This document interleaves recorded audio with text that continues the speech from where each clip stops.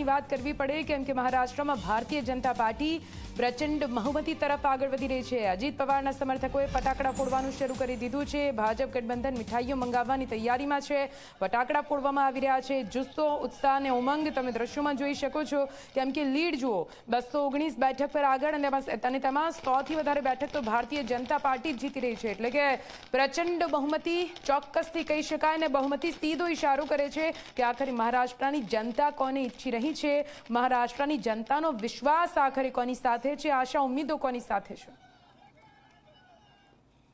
Election प्रचार के दौरान ये सिर्फ वादा की बावनी करने का प्रयास किया था, लेकिन लोगों को पता है कि यहाँ पे डेवलपमेंट किसने की, इसलिए पूरे का पूरा तालुका और बारामती सिटी दादा के पीछे खड़े हो गए। हमारी मांग यही रहेगी कि दादा एक कैपेबल लीडर है जो महाराष्ट्र को हमेशा आगे लेके जा सकते हैं। इसके वजह से हमको चाहिए कि दादा मुख्यमंत्री बनने चाहिए।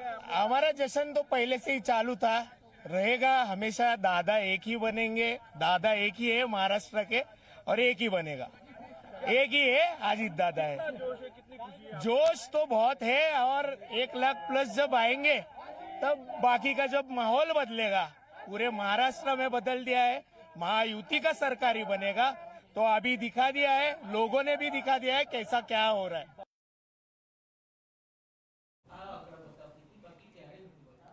तो मतના મહાસંગ્રામમાં આજનો દિવસ મહત્વપૂર્ણ છે અને આજના દ્રશ્યો પણ ખૂબ જ મહત્વપૂર્ણ બની જાય છે। આપ જુઓ મહારાષ્ટ્રના દ્રશ્યો જ્યાં જીતની તરફ આગળ વધતી મહાયુતિ કઈ રીતે તેના સમર્થકોમાં હાલ તો ઉત્સાહ જોવા મળી રહ્યો છે। વધુ માહિતી સાથે મુંબઈથી ઓંકાર દેશमुख हमारा संवाददाता जुड़ा गया है, एमनी पासे जईशुं। ओंकार, जिस तरह से चुनावी नतीजे सामने आ रहे हैं, महाराष्ट्र की राजनीति इस बार हमने देखी है टूट फूट और असली नकली के बीच में किस तरह से महाराष्ट्र की जनता किस तरफ जा रही है, आखिर सत्ता पे कौन बैठेगा, अब सब कुछ क्लियर है। प्रचंड बहुमती की तरफ आगे बढ़ती महायुति किस तरह से देखा जाए।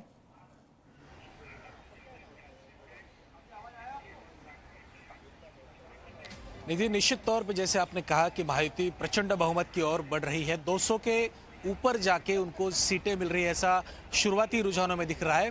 बीजेपी की तरफ से मुख्यमंत्री पद के ऊपर दावा भी बोला गया है, दावेदारी भी बीजेपी की ओर से कही गई है। बीजेपी के नेता प्रवीण दरेकर ने यह बोला है कि बीजेपी का मुख्यमंत्री होगा, ऐसा मुझे लगता है। दूसरी ओर महाविकास आघाड़ी के नेता और प्रवक्ता जो पिछले 5 सालों से महाविकास आघाड़ी की भूमिका बताते हैं, संजय राउत, उन्होंने एक प्रकार से महाविकास आघाड़ी का जो ये पराजय है उसे मान्य कर लिया है, उसको उन्होंने एक्सेप्ट कर लिया है। कुछ बहुत सारी जगहों पे हेराफेरी हुई है, ऐसा उनका कहना है। बहुत सारी जगहों पे उन्होंने जो रिजल्ट्स आए हैं उसके ऊपर डाउट जो है वो व्यक्त किया है। अगर हम देखें तो पिछले 2 सालों में जो पोलराइजेशन महाराष्ट्र में हुआ था और पिछले 5 सालों में जो पॉलिटिकल हैपनिंग्स हुई थी, जो पॉलिटिकल उलटफेर हुए थे, पार्टियों को तोड़ा गया था, सरकारें बनी थी, बिगड़ी थी, इसके बाद अगर इस प्रकार का मैंडेट बीजेपी और महायुति को मिलता है तो निश्चित तौर पर यह बहुत बड़ा झटका महाविकास आघाड़ी को मिल सकता है। शरद पवार जो महाविकास आघाड़ी के सबसे बड़े नेता है, उद्धव ठाकरे हो या फिर कांग्रेस हो, इन सबको ये बहुत बड़ा झटका माना जाता है। शुरुआती रुझानों में ही महाविकास आघाड़ी कहीं पर बैकफुट पर जाती हुई दिखाई दे रही थी, लेकिन संजय राउत के स्टेटमेंट के बाद महाविकास आघाड़ी कहीं ना कहीं अपनी जो हार है वो मान्य कर रही है, वो एक्सेप्ट कर रही है, ऐसा दिख रहा है। अगर इसके पॉलिटिकल मायने हम अगर देखें तो 2019 में महायुति की सरकार बनते बनते रह गई थी, बीजेपी का मुख्यमंत्री बन गया था, लेकिन 3 दिनों में उसको अपना विड्रॉ करना पड़ा था। इसके बाद इस सब पॉलिटिकल हैपनिंग्स के बाद, पॉलिटिकल उलटफेर के बाद ऐसा मैंडेट अगर बीजेपी को मिलता है तो निश्चित तौर पर बीजेपी के माइक्रो मैनेजमेंट की ये जीत मानी जाएगी। भूपेंद्र यादव जो प्रभारी थे, राज्य के उप मुख्यमंत्री और बीजेपी के वरिष्ठ नेता देवेंद्र फडणवीस हो या फिर दिल्ली के आला कमान ने महाराष्ट्र में जो कुछ मदद बीजेपी को की है, उन सब का अगर ये सारांश अगर हम देखें तो इसका एक ब्रीफ देखें तो महाराष्ट्र में बीजेपी की अगर जीत होती दिखाई दे रही है तो इन सब का श्रेय जो है इन सब चीज़ों को जाता है। महाराष्ट्र में पिछले 2 सालों में जो कुछ सोशल पोलराइजेशन हुआ, मराठा आरक्षण हो, धनगर आरक्षण हो, इन सब मुद्दों को खूबी से महाविकास आघाड़ी की ओर से उसका यूज किया गया, उसको हाथ में लिया गया, लेकिन उसका कुछ भी असर प्राथमिक रुझान जो आ रहे हैं उसमें हम देखें तो उन सब आंदोलनों का और आरक्षण की मूवमेंट्स का कुछ भी असर इस जीत के ऊपर दिखाई नहीं दे रहा है। एक तौर पे वो जीरो क्रेडिट उन लोग आंदोलनों को दिया जा रहा है, ऐसा दिख रहा है। अब इन सब चीजों में महाविकास आघाड़ी तो एक बाजू में रह गई, लेकिन अभी महायुति में मुख्यमंत्री कौन होगा इसके ऊपर दावेदारी जो है भाई उसके ऊपर दावेदारी शुरू हो चुकी है। बीजेपी के नेताओं की ओर से मुख्यमंत्री पद के ऊपर दावा किया जा रहा है कि हम मुख्यमंत्री बनेंगे, हमारा मुख्यमंत्री होगा।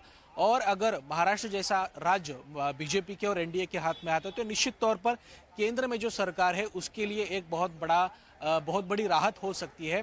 इन सब फैक्टर्स को अगर हम ध्यान में रखें तो महाराष्ट्र में बीजेपी प्रणीत महायुति की जीत बहुत बड़ा दिलासा, एक बहुत बड़ी राहत एनडीए को माना जा सकता है। लोकसभा में बहुत ही खराब प्रदर्शन महायुति का हुआ था, सिंगल डिजिट में महायुति आ गई थी, बीजेपी आ गई थी, 7 से 8 सीटें बीजेपी को मिली थी।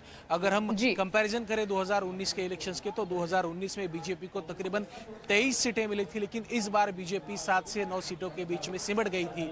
बीजेपी के नेताओं को बहुत बड़ा झटका हुआ था, महाराष्ट्र से बहुत बड़ा जो कॉन्ट्रीब्यूशन था वो मिला नहीं था, लेकिन इन सब का खामियाजा है वो बीजेपी को भुगतना पड़ा था।